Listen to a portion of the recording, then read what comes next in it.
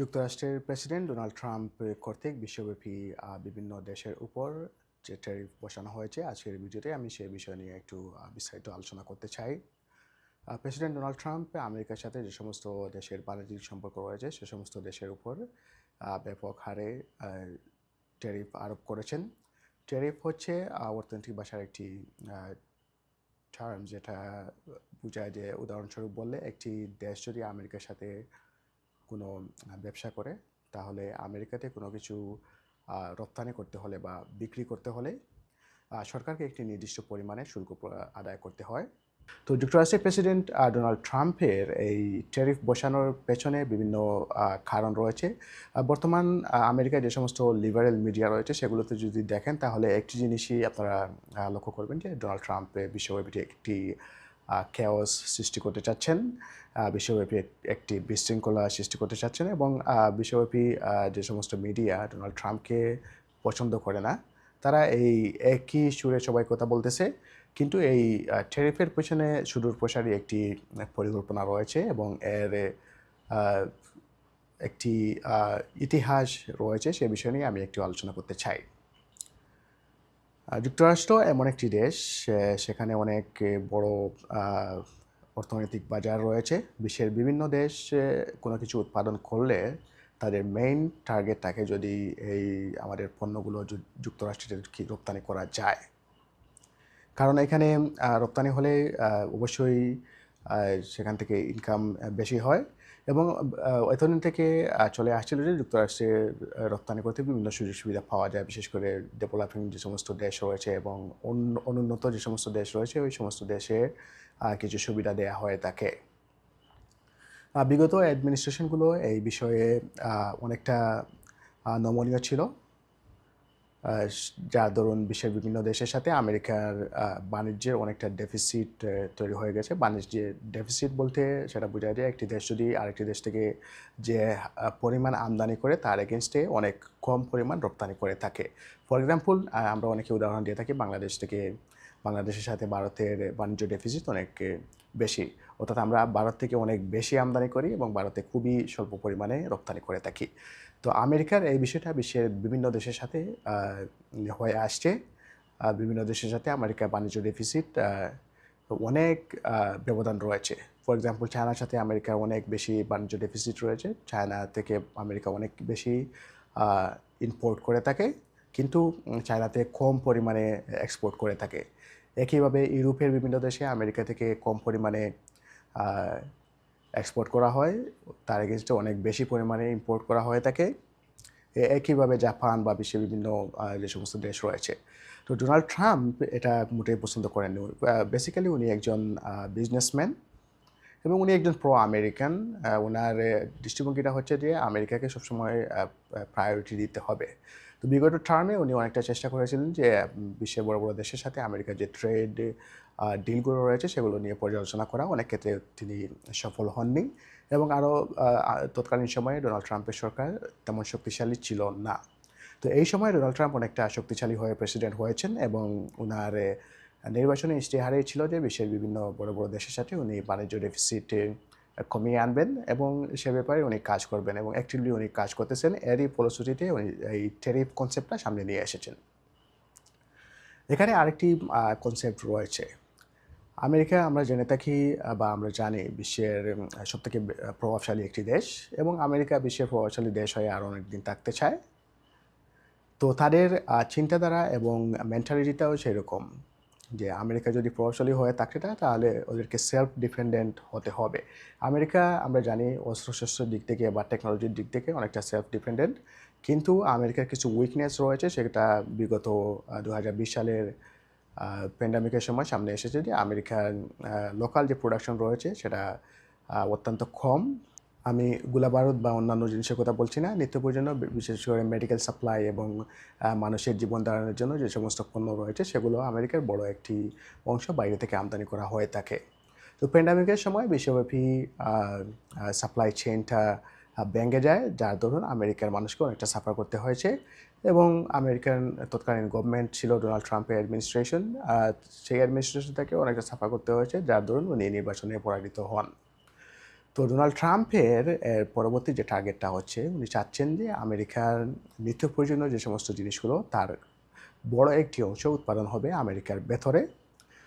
তো এই জিনিসটা করতে হলে আমদানিটা অনেকটা কঠিন করে দিতে হবে। তো ডোনাল্ড ট্রাম্প চাচ্ছেন যে বিভিন্ন ট্যারিফ বা ট্যারিফের নামে বা অন্য কোনো নামে আমেরিকাতে আমদানিটা অনেকটা কঠিন করে তোলা যায়, যার ফলশ্রুতিতে আমেরিকার ভিতরে অনেক উৎপাদন হবে। আমেরিকার ভিতরে যদি উৎপাদন হয় তাহলে এটা উইন উইন সিচুয়েশন হবে, কারণ আমেরিকার ভিতরে পয়সা ইনভেস্ট হবে।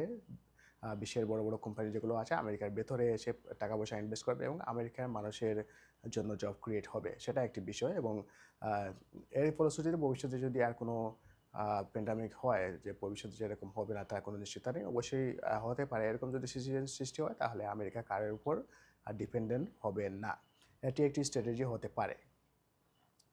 তা আরেকটি সিচুয়েশন হচ্ছে যে ডোনাল্ড ট্রাম্প আসলে চাচ্ছেন যে আমেরিকার যে একটি বড়ত্ব সেটি আবার সারা বিশ্বব্যাপী প্রমাণ করার জন্য।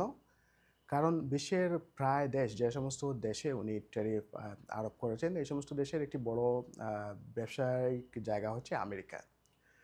তো ডোনাল্ড ট্রাম্প যখন এই বিষয়টি এভাবে পরিচালনা করছেন, তখন বেশিরভাগ দেশই ডোনাল্ড ট্রাম্পের সাথে আলোচনার টেবিলে বসে ওই যে বাণিজ্য যে ডিলগুলো রয়েছে সেখানে আমেরিকাকে প্রাধান্য না দিয়ে যে ডিলগুলো করা হয়েছিল, হয়তো বা তৎকালীন সময়ে সেগুলো প্রযোজ্য ছিল, কিন্তু বর্তমান সময়ে সাধারণ দৃষ্টিতে দেখে মনে হচ্ছে যে যে সমস্ত ডিলগুলো হয়েছে সেখানে আমেরিকা বেশি লাভবান হচ্ছে না। তো আমেরিকা যদি সে সমস্ত ডিলগুলো পুনরালোচনা করে যদি আবার নতুন ডিল করে সেখানে ফেয়ার একটি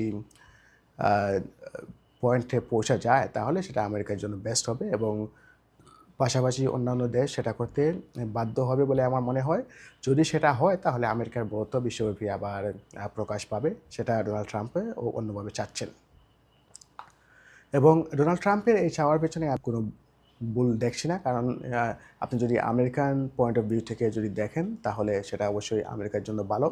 ডোনাল্ড ট্রাম্প চাচ্ছেন আমেরিকা সেলফ সাফিসিয়েন্ট হবে, আমেরিকার ভিতরে উৎপাদন বৃদ্ধি পাবে এবং আমেরিকাতে যদি ভিতরে উৎপাদন বৃদ্ধি পায় আমেরিকার মানুষের জন্য কাজের সেক্টর ক্রিয়েট হবে এবং যে গ্লোবালাইজেশনের নামে যে কস্ট সেভিংয়ের দোহাই দিয়ে বিশ্বের বর্তমানে যে উন্নত যে সমস্ত দেশগুলো রয়েছে সেখানে কিন্তু প্রোডাকশনটা অনেকটা কমিয়ে দেওয়া হয়েছে, সেটা আমেরিকার ক্ষেত্রে প্রযোজ্য হবে না ওদের ভবিষ্যতে। ফর এক্সাম্পল বলা যায় ব্রিটেন বিশ্বের একটি পরাশক্তি ছিল, কিন্তু most recently Britain just one of the good country in the world. তো এর অন্যতম কারণ হচ্ছে যে ব্রিটেনের লোকাল প্রোডাকশনটাকে অনেকটা ডিমোরালাইজ করা হয়েছে, অনেকটা ডিমোটিভেট করা হয়েছে। ব্রিটেনের যে ব্যবসাগুলো রয়েছে ওরা ব্রিটেন থেকে সরে গিয়ে বিশ্বের যে সমস্ত দেশের চিপ লেবার রয়েছে, যেমন ইন্ডিয়া, চায়না, ভিয়েতনাম বা বাংলাদেশ, সেখানে ওদের নিত্য প্রয়োজনীয় জিনিসগুলো প্রোডাকশন করে ব্রিটেনে কিন্তু আমদানি করা হচ্ছে। এখন বর্তমানে যে সিচুয়েশন রয়েছে, ব্রিটেনের প্রায় বেশিরভাগই জিনিসই কিন্তু বাইরে থেকে আমদানি করা হয়। তো আমেরিকার প্রেসিডেন্ট ডোনাল্ড ট্রাম্প চাচ্ছেন না সেরকম একটি সিচুয়েশন আমেরিকার ক্ষেত্রে ক্রিয়েট হোক। সো আমেরিকার কিন্তু লোকাল অনেক প্রোডাকশন রয়েছে। ডোনাল্ড ট্রাম্প এও চাচ্ছেন যে এই সমস্ত প্রোডাকশনের আরও আন্তর্জাতিক বহির্বিশ্বে বাজার সৃষ্টি হবে। সেক্ষেত্রে সেটা করতে গেলে ওই যে সমস্ত দেশের সাথে যে ট্রেড ডিলগুলো রয়েছে সেটা আবার পর্যালোচনা করে রিনেগোশিয়েট করে নতুন করে ডিল করতে হবে এবং ডোনাল্ড ট্রাম্প সেটা চাচ্ছেন এবং উনি ঢালাওভাবে সেটা একসাথে করতে চাচ্ছেন। জিনিয়াসলি উনি সব দেশের উপরে একটি ট্যারিফ আরোপ করে ফেলেছেন এবং মোস্ট রিসেন্ট যে নিউজটা হচ্ছে বিশ্বের অনেক দেশ অলরেডি ট্রেড ডিলগুলো রিনেগোশিয়েট করতে রাজি হয়ে গেছে। কয়েকটি দেশ সেটা রিটালিয়েট করেছে, এর মধ্যে চায়না এবং কানাডা অন্যতম। তবে বিশ্বের অনেক দেশগুলো যেমন ইউরোপীয় ইউনিয়নের অনেক দেশ এবং জাপান এবং ছোটো ছোটো আরও অনেক দেশগুলো রয়েছে যাদের সাথে আমেরিকার বিজনেস রয়েছে, তারা ডোনাল্ড ট্রাম্পের সাথে আলোচনায় বসতে রাজি হয়েছে। কাজেই সেটা বলা যায় যে ওই যে চায়না এবং কানাডা বা এরকম আরও দু একটি দেশ হয়তো বা সামনে আসবে যারা আমেরিকার এই ট্যারিফের এগেনস্টে ট্যারিফ আরোপ করবে। সে সমস্ত দেশ একটা সময়ে এই আলোচনা টেবিলে আসতে বাধ্য হবে এবং নতুন করে ডিল রিনেগোশিয়েট করতে বাধ্য হবে। ডোনাল্ড ট্রাম্প অলরেডি ঘোষণা দিয়েছেন যে চায়নার উপর আরও বেশি ট্যারিফ প্রয়োগ করা হবে। এর কারণ হচ্ছে চায়না ডোনাল্ড ট্রাম্পের এই যে ট্যারিফের এগেনস্টে রিটালিয়েশন ট্যারিফ বসিয়েছে। তো নতুন ট্যারিফ অলরেডি ইফেক্টিভ হয়ে গেছে বাই নাও। এখন থেকে চায়নার যে বিভিন্ন পণ্য রয়েছে আমেরিকাতে ঢুকতে হলে 104% ট্যারিফ দিয়ে ঢুকতে হবে। সেটা অনেকটা বড় কস্ট। আমার মনে হয় না কোনো ব্যবসা সেটা বহন করতে পারবে, চায়নার ভিতরে সরকারিভাবে হোক বা বেসরকারিভাবে হোক। আর এই চায়নাকে অবশ্যই নেগোসিয়েশন টেবিলে এসে বসতে হবে এবং অদূর ভবিষ্যতে এর একটি সমাধান সৃষ্টি হতে পারে। তবে মিডিয়া যেভাবে কাভারেজ দিচ্ছে ডোনাল্ড ট্রাম্পের ইমেজ নষ্ট করার জন্য, কিন্তু আমেরিকার জনগণ তার বেশি তার দিকে নজর দিচ্ছে বলে আমার মনে হয় না।